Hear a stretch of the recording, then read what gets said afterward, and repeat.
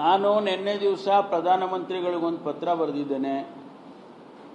ಬಹಳ ಯುವಕರ ಮನಸ್ಸಿಗೆ ಬಹಳಷ್ಟು ಆತಂಕ ಆಗಿದೆ. ಅವರ ಭವಿಷ್ಯ ಹಾಳಾಗ್ತದೆ ಅನ್ನುವಂಥ ರೀತಿಯಲ್ಲಿ ಅವರಿಗೆ ಭಯ ಹುಟ್ಟಿದೆ.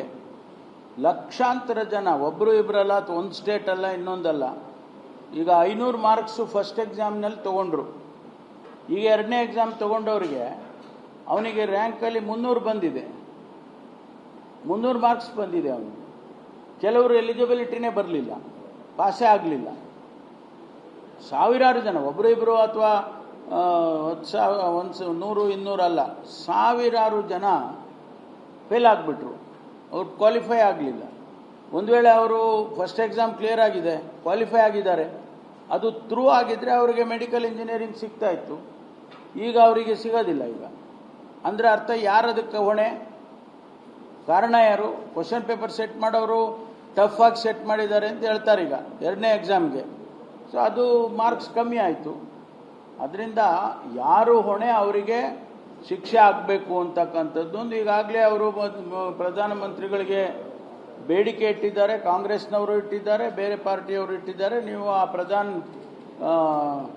ಏನು ಧರ್ಮೇಂದ್ರ ಪ್ರಧಾನ್ ಅವರು ಸಚಿವರಿದ್ದಾರೆ, ಅವರ ರಾಜೀನಾಮೆ ಕೊಡಬೇಕು ಅಂತ ಒತ್ತಾಯ ಮಾಡಿದ್ದಾರೆ. ಅದನ್ನೊಂದು ರಾಜೀನಾಮೆ ತಗೊಳ್ಳೋದಕ್ಕೇನಿದೆ? ಲಕ್ಷಾಂತರ ಜನ ಭವಿಷ್ಯ ಹಾಳಾಗುವಾಗ ಒಬ್ಬ ಸಚಿವನ್ನ ನೀವು ರಕ್ಷಣೆ ಮಾಡೋಕ್ಕೆ ಕೂತಿದ್ದೀರಲ್ಲ, ಅದು ಸರಿ ಇಲ್ಲ ಅಂತ ಒಂದು.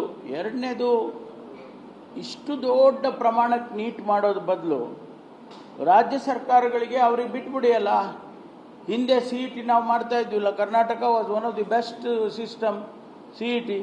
ಅದೇ ರೀತಿ ನೀವು ಎಲ್ಲ ರಾಜ್ಯಕ್ಕೂ ಕೂಡ ಅವರವರ ಸ್ಟೇಟ್ನಲ್ಲಿ CETಗಳು ಮಾಡ್ಕೊಳ್ಳೋದಕ್ಕೆ ಅವಕಾಶ ಮಾಡಿಕೊಡಿ ಅಂತೇಳಿ ನಾನು ಅವರ ಪ್ರಧಾನಮಂತ್ರಿಗಳಿಗೆ ಪತ್ರವನ್ನು ಕೂಡ ಬರೆದಿದ್ದೇನೆ. ಅದೇನು ಏನು ಪ್ರತಿಕ್ರಿಯೆ ಏನು ಬರುತ್ತೋ ನೋಡಬೇಕು.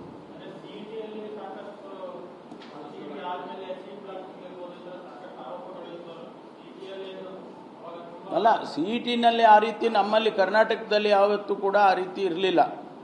ನಾನೇ 5 ವರ್ಷ ಉನ್ನತ ಸಚಿವನಾಗಿ ಕೆಲಸ ಮಾಡಿದ್ದೀನಿ. ನನ್ನ ಸಂದರ್ಭದಲ್ಲಿ ಒಂದು ಸಣ್ಣ ಅಂಥ ಘಟನೆ ಕೂಡ ನಡೆದಿಲ್ಲ. ಒಟ್ಟಾರೆ CETನಲ್ಲಿ ಯಾವುದೂ ಆ ಥರ ನಡೆದಿಲ್ಲ.